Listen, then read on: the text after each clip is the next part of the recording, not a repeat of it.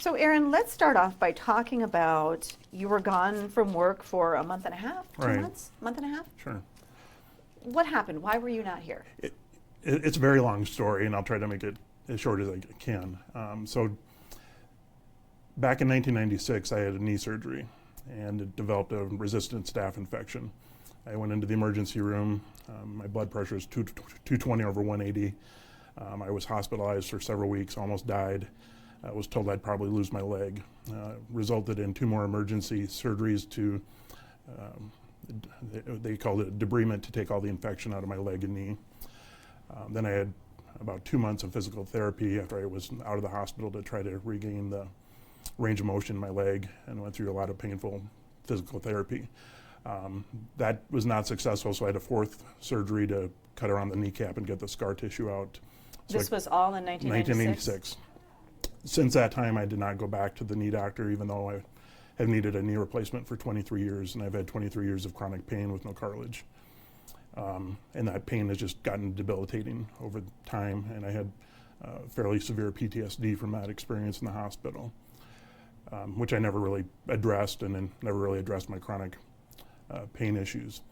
So on July 12th, I went back to the orthopedic doctor where I had the four surgeries, and for the first time in 23 years, and it didn't process real well with my PTSD, and it was a tough time for me. And I was home by myself. I did have a few drinks to try to numb the pain and self-medicate, and there was a third party that was aware that I was struggling with the PTSD, and they called 911 to do a well-being check on me. There was nobody else in the house at the time. My family was not there at the time. There was no call from my house to 911. It was a third party that knew that I was struggling with the PTSD. I understand they called the police department. They came over to do a well-being check. I cooperated, let them in my house. I cleared quickly. I was fine. They had no issue or concerns about my well-being or anyone else's. They left. After that, I was embarrassed and struggled with, I still had the PTSD, I had the chronic pain. As you know, my mother died last June, or a year ago, June. That was tough for me, and every anniversary since then has been really a struggle for me because it was right over Father's Day. And watching my father struggle and grieve has been very difficult for me. I was at the hospice center with my mother the last 48 hours when she was just had agonal breathing, was unresponsive, and was at her side when she died. I didn't grieve, I didn't cry. I went to work the very next day.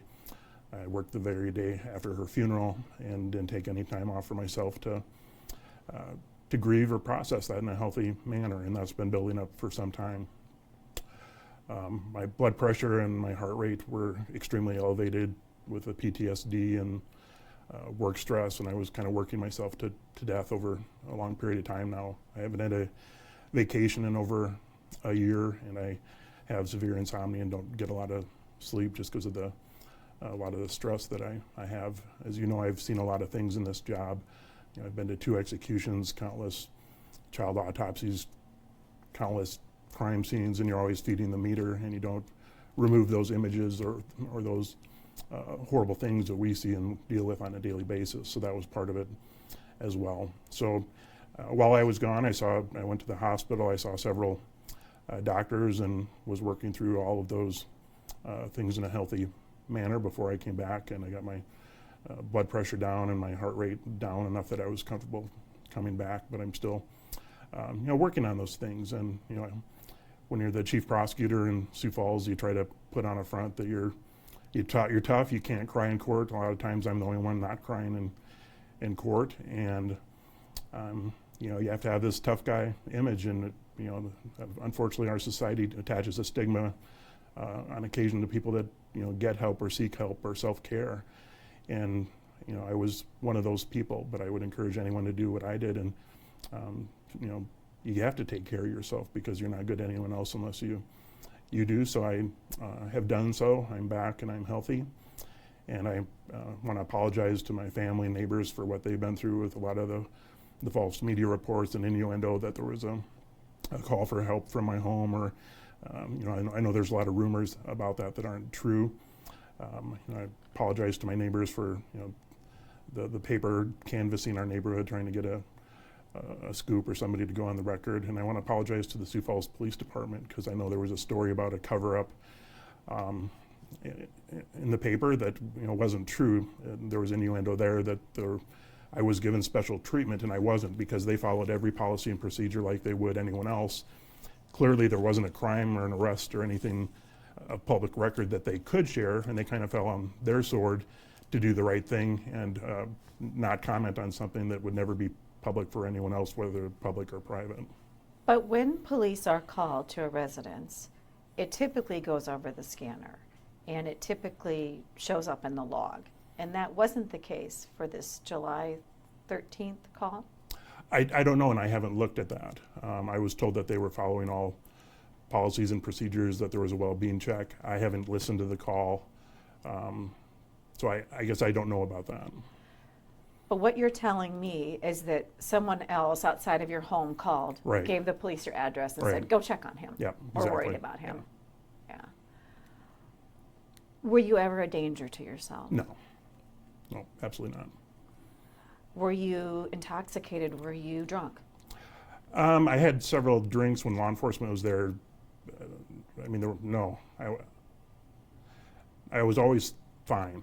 I was not under the influence of any drugs or anything. I did have, I did drink during that time, but law enforcement quickly checked on me, and I was absolutely fine. Why did county commissioners report that you had undergone knee surgery? I told them that I had a knee procedure. I went in and had an injection on that July 12th. I said procedure. I know people assumed it was a surgery because there was bleeding, and so I think that was an assumption that was out there. But it was, a procedure to buy me some time and some pain relief, and down the road to get a knee replacement, which I've needed for a long, long time. You've been on this job for 11 years? Correct. 11 years. And I can see just by looking around your office that it's never ending. Every time I've been in here, there are stacks of paper, and your caseload has increased. Drugs, we've talked in the past about how all these drug-fueled Right. crimes have become a major issue. Is it possible for any human being to not crumble under the kind of stress that you've been under for the last 11 years? Well, I don't think I've ever crumbled. I think I've always done my job. I work as hard as anyone. I know there's a lot of people that tell me they couldn't do my job, or why would I want to do this, but I absolutely believe in public safety, and it's an honor and privilege to serve in this capacity. I personally and privately have had a lot of sacrifices. My family's made a lot of sacrifices for me to do the job that I love, and I think it takes a toll on every attorney in our office and every member of our staff, but they're dedicated public servants, and we all share the common mission of public safety and justice here. But it's not easy. There are very difficult days and budget seasons, and a lot of the content that we deal with on a daily basis is just severely emotionally draining, especially with our most vulnerable victims, our children, and it has to take a toll on a person over time, and none of us are perfect. Everybody in our society, every human being has pain and grief and agony and demons. It's easy on Facebook to post all the good stuff. Nobody posts the bad stuff, and it always looks like grass is greener on the other side, but it's not reality. We're all human, and we all have our faults. I certainly have mine, and I certainly support everybody else. Can I get a signer up front, please? Sorry about that. That's okay. I can't turn that off. No. But none of us are perfect, and I'm not perfect. But I go to church, and my faith is very, very strong, and with me and my family, and that is really helpful for me to deal with what I deal with on a daily basis here. Would you classify what happened on July 12th or 13th as a mental break? No, there was no mental break. I was overwhelmed with the PTSD. I have a lot of nightmares and flashbacks from a lot of different things. Part of them are work-related. Part of them are from the hospital experience. Over the years, when I go to a hospital, my blood pressure and heart rate rise. They did every time I went to visit my mother in the hospital when she was dying of cancer and at hospice, and those were all very difficult for me. So there was not a mental breakdown, there was no threat, but it was time for me to unplug and take care of myself. I still manage things at the office through my chief deputies, so I was in constant daily contact with them, and I did, take some time to myself to try to get healthy and do what I could to, because I'm not going to be good to anyone unless I'm healthy myself or my family or my job. What are you doing now to take care of your mental health? I'm doing a lot of things. I probably prefer not to comment on exactly everything I'm doing, but I have sought out help from several professionals. One is dealing with PTSD. Others with my, obviously the doctors with my blood pressure and hypertension and the insomnia and things like that. The chronic pain, I have another appointment with the orthopedic surgeon to get that knee replacement. Part of that will depend on my job with the timing, because I'll probably have to miss some work for that. So the injection I had in July has not done much for my pain. My knee is getting worse every day, but that's something down the road that I'll fix. And then they're just not having that chronic pain is going to help my sleep and my energy levels, because it's just exhausting when you're in constant pain like that. And that had taken enough of a toll, and that's why I went in July after 23 years to work that out. You are electable for a $5.2 million a year budget. What can you say to the public to regain their confidence if any has been lost, and should they have confidence in you? Well, I think they absolutely should, and that's really up to them to decide if they have confidence or not.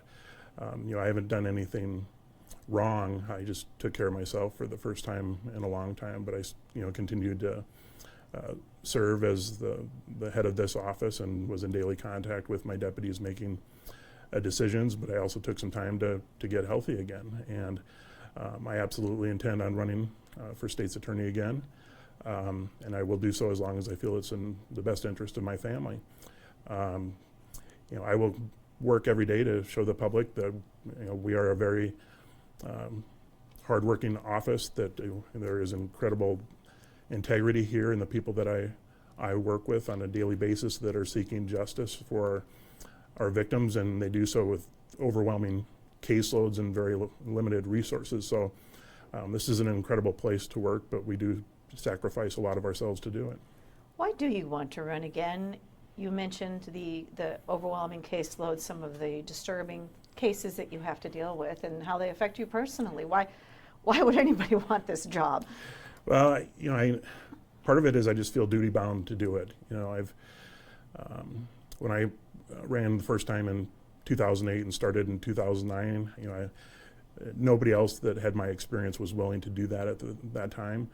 I was in private practice making better money and working less hours and less stress, but this office has always been so important to me. I was a deputy here for 6.5 years and I had great respect for Dave Nelson and the staff here, and I felt that I need to do this for my community to fill that role. And you have to wear a lot of hats in this job. You have to be a prosecutor first, but you have to be ethical, you have to be courageous, you have to deal with the media and budgets and the politics and a lot of different aspects to it that are difficult. But I feel that I've always excelled at all of those things, that I've run a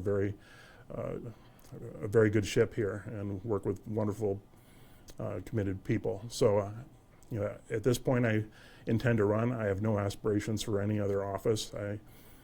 I've been encouraged to consider Attorney General in other offices. I don't do politics. I'm a prosecutor first and only.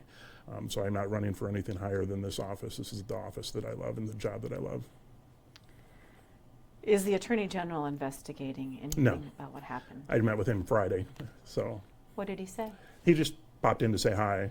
So I think you'd have to ask him, but my understanding is there's no investigation about anything because nothing happened. So You mentioned earlier that there were rumors going around, and I had heard some of those rumors as well. Was there any gun involved at your home? No. I have guns. I have a gun on me right now, but I did not have a gun You maybe have heard some of these rumors as well. I've heard some. I actually didn't even read the stories that came out in the paper because I didn't want them to stress me out. So I've Why heard are you some. talking to me now? Well, because I wanted to set the record straight, because there were reports out there that were false, and because of the questions out there, I just wanted to set the record straight and let everybody know I'm back, and there wasn't an issue or a cover up or a crime or anyone being in any danger or anything out there that the rumors are leading people to believe. So I just wanted to set the record straight and get back to work and not have this be out there and have people wondering. My biggest concern for our citizens and the taxpayer is not so much if you had to deal with a physical or mental health issue, but if there was indeed some sort of cover-up involving a phone call, a 911 call to your home. I can say that there was not a call from my house. But should there have been a record that there was a call? That would be for others to answer, because my office is not in charge of that. So, Did you ever ask that something No. be kept off the record or private? No. I was told that it would be handled delicately like everybody else. I let law enforcement into my house like they would anyone else to do a well-being check. They didn't just take my word for it over the phone. So as far as I know, they followed their policies and procedures, but as far as any logs or anything, I can't answer to that.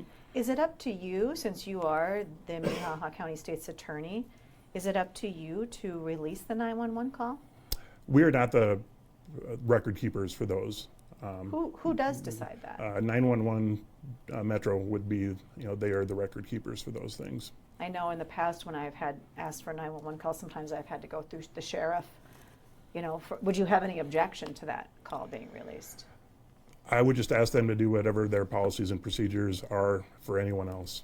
Mm-hmm. Are you a danger to yourself or anyone else? Absolutely not. And is there anything else about that you're doing you want to share with us to take care of your mental health? No, I'm just doing everything that I'm supposed to, and I'm back and feel great, and I feel it's great just to be back at work full time, and I'll continue to work on those smaller things, and I'm finally doing so for the first time, so I feel better than ever.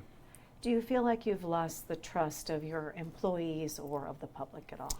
I certainly hope not. I can't, speak for anyone in the office or anyone in the community. They can judge for themselves. But at least I set the record straight here today. I'll probably follow up with a press release, just because I'll probably get a bunch of phone calls for more interviews. But this is the only interview I intend on doing, and set the record straight and move on with my job. Do you have any concerns about your ability to do your job? Absolutely not. Great.